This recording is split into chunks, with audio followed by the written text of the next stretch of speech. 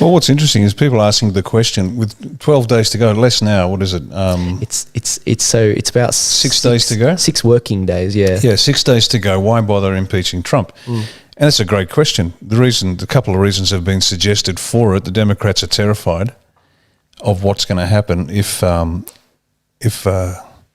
pedophile Joe and his administration don't get inaugurated. Why do they want to get rid of Trump so urgently? The answer might be found in some of the statements that are going across the media there, along the lines of getting rid of Trump is the first part of the problem. Now we have to purge the movement that he leads. And so this is the media deciding that anybody that supports Trump is a non-person and they have to be purged. And so this is a real problem. They're showing their hand. It's got nothing to do with Trump being unfit for office. We know it. It is a game. But they are after everybody that doesn't think like them. They need everybody in lockstep. And the Trump movement, and it's no longer the Republican movement because the Republicans have shot themselves in the foot. We've seen that from Pence down. Oh, yeah. The last few days have revealed the traitors within the organisation. In fact, even Melania, Trump's chief of staff, bolted, left early, didn't even stay to help her finish out the term. And so this revealed to Trump and everybody else who was on side and who was not. But the larger point is why they want to do it. And they want to purge the US of anybody that thinks outside the communist model that the Democrats now represent. Yeah. These Republicans are going to get primaried and they will go. As I said before, in the House, they're very vulnerable to being primaried. Every 2 years, they're up for re-election. And these 10 Republicans that voted to impeach Trump, they're gone. In my mind, they're gone. In the next 2 years, they'll be gone. And that's really cool because that's what you get when you have an elected representative who is responsive to the people, unlike here. Yeah. When you can be sacked by the electors, that's the way to go. The government has to be scared of the people. That's when you have representative government. Just as an interesting sideline to that, and we'll come back to what you're talking about, but Mick Fuller, the Commissioner of New South Wales Police, apparently said, and I have to check this out, he said it's good when the public are scared of the police. Now, if he didn't say that, I'll let you know next week, but I had to drop it in now. He actually said it in relation to the arrest of an individual woman who was protesting. And it's good when the people are afraid of the police. Well, Mick, if you didn't say it, I apologise and I'll correct it next week. But if you did, mate, you're in for a real shock because you should be scared of the people because they hire you and they pay you. That's right. So I hope I'm wrong. Yeah, I hope he meant respect the police. But yeah, when the elected representatives are responsive to the people, that's a very good thing. That's when you get real control by the people of the government. Coming back to, and it is rooted in facts. 80% of Trump voters, which is 76% of the Republican Party, they're basically the Republican Party, said that they're less likely to vote for lawmakers who vote for impeachment. So, as I said, you guys are going down. If you think that the Republican Party, like Mitch McConnell does, can be purged of the Trump supporters, that's a Republican Party. You're going to have a party that represents literally 5 to 10% of the party at most if you purge the Trump party. That's what it is. It's a Trump party. But we'll see how that develops. That'll be very interesting as things go forward. Donald Trump, in response to all of this is before he got impeached for the second time. By the way, no president has been impeached twice before because in the past they didn't misuse impeachment and just waste time. But anyway, before this, Trump said, "Free speech is under assault like never before. The 25th Amendment is of zero risk to me, but will come back to haunt Joe Biden and the Biden administration. As the expression goes, be careful what you wish for." And this comes off the back of many of my warnings that I've issued, saying that Nancy Pelosi, she passed this act last year, legislation basically to appoint a council to assess the president's mental health. Who do you think that's going to be used on? Because it doesn't come into effect until after Trump leaves. There you go. So Joe Biden, watch out, son. Kamala Harris can appoint whoever she wants with no election as a VP if she does this. What's interesting about this statement is it's the first time that Trump has actually used the words Biden and Biden administration. So this could be a telling statement by Trump, but we'll see. We will see indeed. As I said before, guys, the National Guard has been called out to secure Washington, D.C. This is and the Capitol. This is some photos of them sleeping in the Capitol. There haven't been photos like this really since images of the Civil War paintings that we've seen. And it's very... Why are they there? Well, there's worries that there's going to be more violence into the future. And Donald Trump has endorsed this, the National Guard coming out and encouraged them to secure the state, basically. Now, with regards to what happened last week with the violence that we saw, there have been a lot of revelations. It turns out there was actually violence. It turns out that a lot of the people that stormed the building, they were actually Trump supporters, a lot of them. Now, I'm actually yet to find someone with their name and face who is an Antifa supporter. I'm actually yet to find that. And you guys know how thorough I am with this.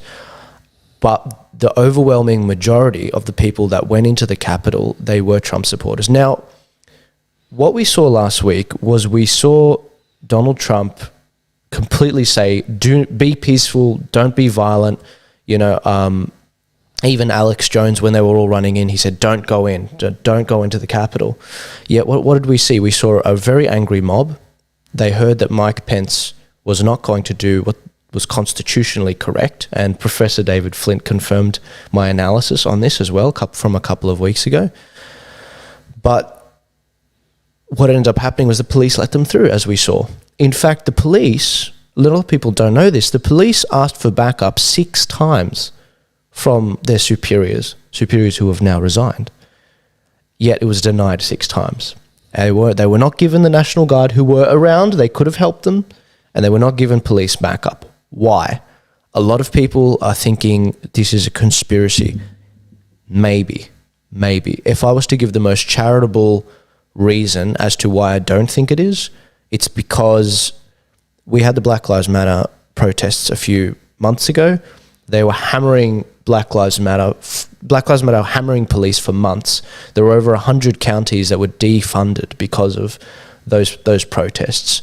So the Democrat mayor of Washington, D.C., I can see how she wanted to scale back policing because she didn't want to be seen as overbearing when the Black Lives Matter stuff happened. I got to pull you up on that. No, pull me up. Go for it. Okay. The concept of defunding police as a result of Black Lives Matter protests is complete bollocks. Why is that? It's a lie. It's a plausible reason for it.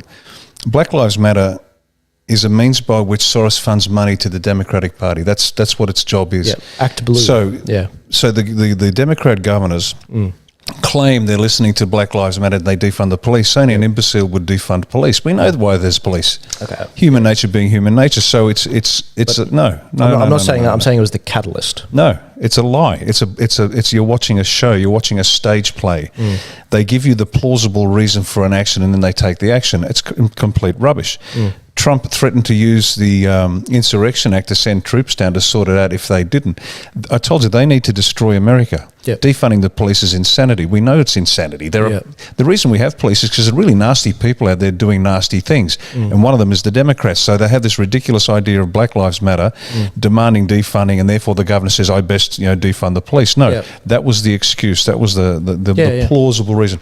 This was a complete setup from start to finish by the Antifa to get into the Capitol to cause the problem, and then that gave the plausible opportunity for rhinos like Ted Cruz and the rest to do their bit. We discussed it last week.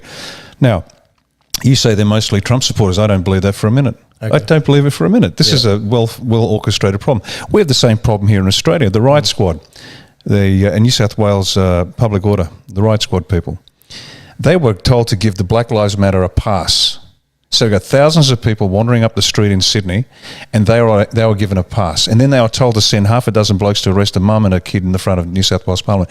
It's a setup. The whole thing is a game and a play. You've got to stop believing this nonsense. It is a lie from start to finish. There is no way that this wasn't run by the Democrats.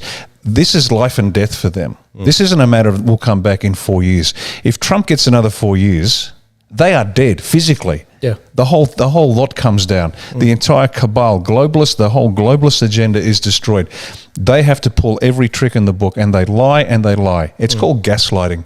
Yep. And for those of you who have not seen the movie, it's based on a film where an individual is persuaded to not believe her own eyes and believe she was going mad. Yep. And that's what they do. They just tell someone, you didn't see that. You didn't see that. It didn't happen. It didn't happen. Eventually you start to doubt yourself. This is a non-stop 24/7 charade.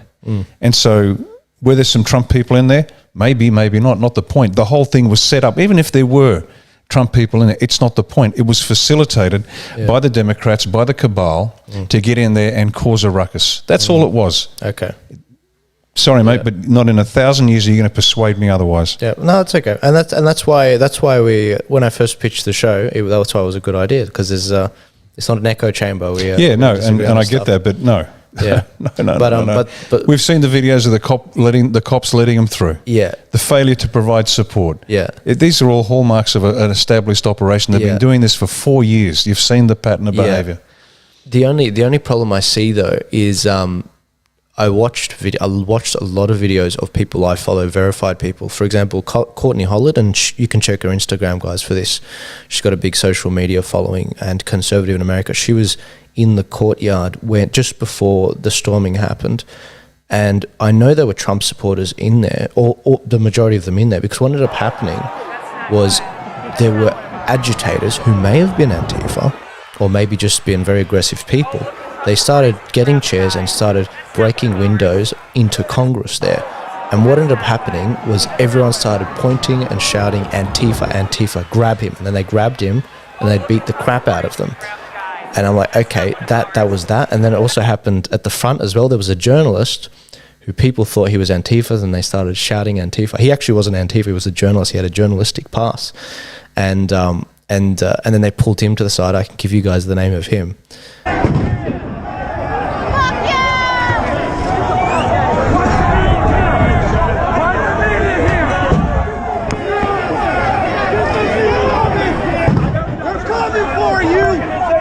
And you're not seeing it. You're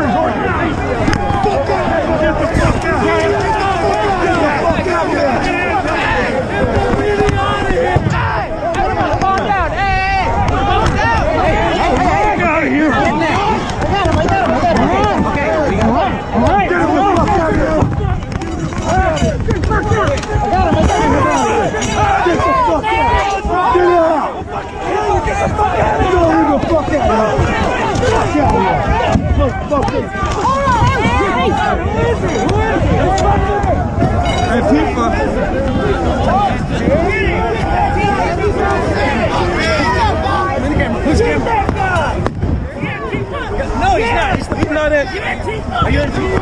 You Antifa? No, he's not. He's fresh. Come on, guys. Come on. Are you Antifa? You Antifa? Come with me. Come on. We'll walk you out. Let's go. Come with me. Stop. Let him. Make way. Stop. I'm not going to push you over. Let him out. Let's go. Come on. Let him out. Move. And it was very clear that, okay, this is from the front. Okay, these are Trump supporters. And that's why I'm like, okay, this is what I'm seeing. And this is not ABC News footage. This is from people that were on the ground, that are influencers in the conservative movement, that are grassroots. And I can only say what I see. And so, look, yeah. Have you seen the vision of the photographers taking the lovely, beautifully framed shots as the protesters are running inside the Capitol building, pre-positioned photographers? Yeah, I saw that. Please. So ready to go. Please. Yeah. And look, that's the thing, guys. This is you're going to hear a lot over the next, you've already heard a lot, and you're going to continue to hear a lot. And this is a difficult business. But Riccardo and I, when we're presented with new information and solid information, see, I haven't ruled out anything. I'm just telling you what I've seen at this point, and this is my position. If new information comes up where I'm like, okay, that's pretty rock solid, I'm like, okay, that's it. I've changed my mind. This whole thing was a psyop. They didn't want Trump to win. But this is what I'm seeing so far.